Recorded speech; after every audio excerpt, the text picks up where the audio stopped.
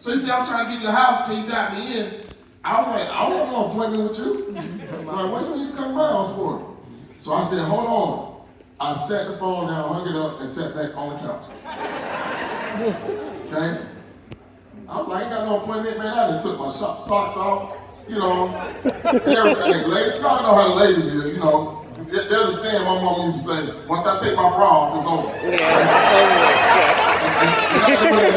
it's over. So I was in that take my bra off type of moment. I was like, I ain't doing it. I'm coming to my house. My socks off, feet ashy, you know what I'm saying? Y'all be like, damn, I know I was going to get coaching and a comedy show. He's funny. Get my $30 work. So let me tell you something, man. So he actually comes to the house. Princess called me and said, David is coming. Be nice to him.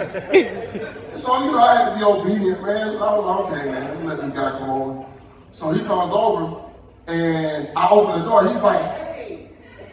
Well, like he wanted to hug me. This is my introduction to Primerica. Like, I'm from Atlanta, so we don't hug people, man. I'm like, what's up, man? You know, dap him up, you know. So he comes in, man, we sit down and talk, man. The dude is funny, man. He talking about his family and this and that. Then Princess come in. So Princess come into the meeting, and then it started to get real.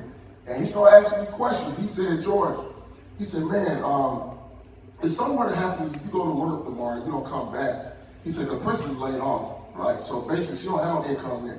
So Primerica would just get started first. She ain't make no money, she ain't even licensed. So he said, if Primerica, he said, if you go to work and you don't come back, what's going to be the fate of your family? And it got quiet just like this. And I was like, man. He said, well, this is why you need life insurance. So he broke the life insurance down. I said, sign me up for that. I need that. I want that. Let's go ahead and get that.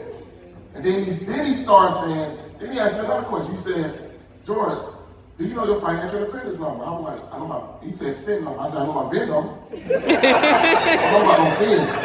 What is that? He said, well, that's your number of how much money you need to be able to retire with based on the things that you want to do in retirement. I said, okay. So he did some calculations, asked me some questions, and I think it came out to like $2.3 million. He said, well, George, you need $2.3 million to retire.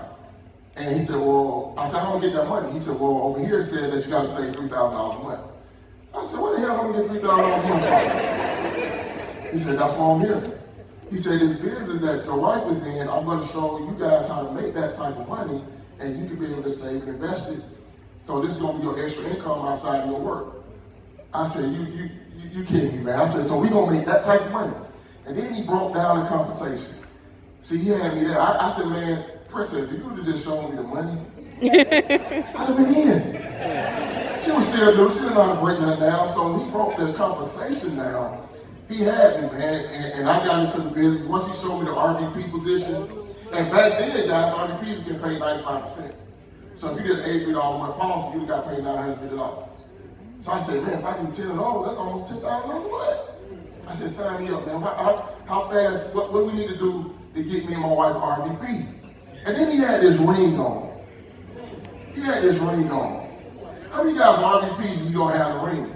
So you gotta get a uniform. Yep. See, he was in uniform. He was only making about $120,000 a year, right? But nobody ever came to my mama's house and talked to her about making a six-figure income. See, this little Filipino guy came to my house, man, and he sat at my table, and he didn't know me from nothing, right? He didn't know where I was from. He didn't know nothing. He just knew that I was Prince's husband. But he sat at my table, he had this ring on. I asked him, I said, what that ring represent? He said, well, this represents that I make over $100,000 in income in the company. I said, so you, sir, you make six figures?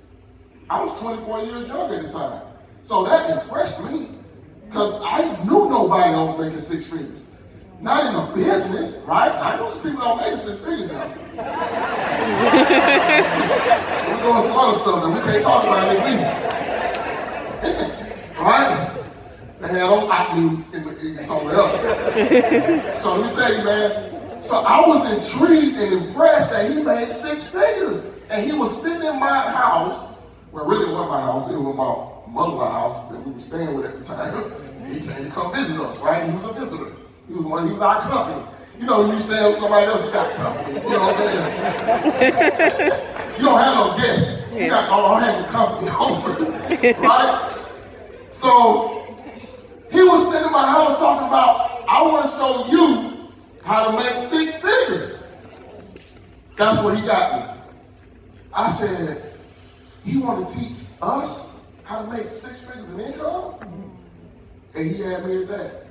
And that's where my journey started in Primerica. I got going, guys. And then I would go to the meetings, and Chris was in the field training process. She was going through it. But let me tell you something, man. Chris says, what was so crazy is, as she was going through that, when we went to a meeting, she was getting all this recognition.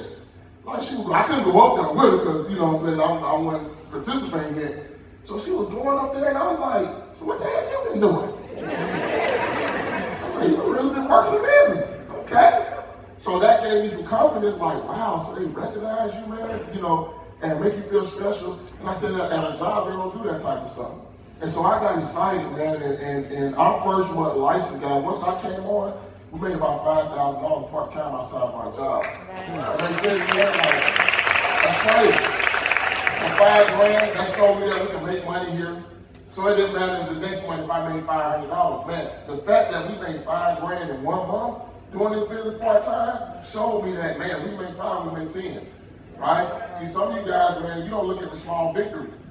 You're just looking at, okay, well, I made $5,000 this month, but it didn't come next month. But dadgummit, you could have never went to no part-time job to make $5,000 in the time that we can do it here, especially in this era in Primerica. So you better be grateful and thankful for what you got right now, because I'm telling you guys, ain't nothing like this. That makes sense? And so we got into this thing, man. Even in the midst of us joining Primerica, we got married. My upline was in the meeting. I mean, not the meeting, the wedding, okay? We were so cold with it. When people were coming in for the wedding, man, we did the gift exchange at the office.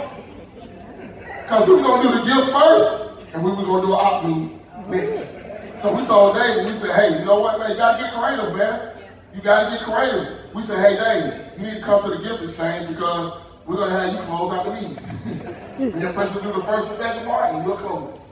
And we did that meeting, man. We closed some policies. Man, Prince was writing people up on the way from the airport. Right? We was excited, man. See, when you get that license in your hand, you got to be excited about that. I don't know what's wrong with people, man. You know, you fight and scratch and claw to get that license, and then once it hit, all of a sudden, man, you go into hiding. Like, nobody know where you at. You ain't writing no business, right?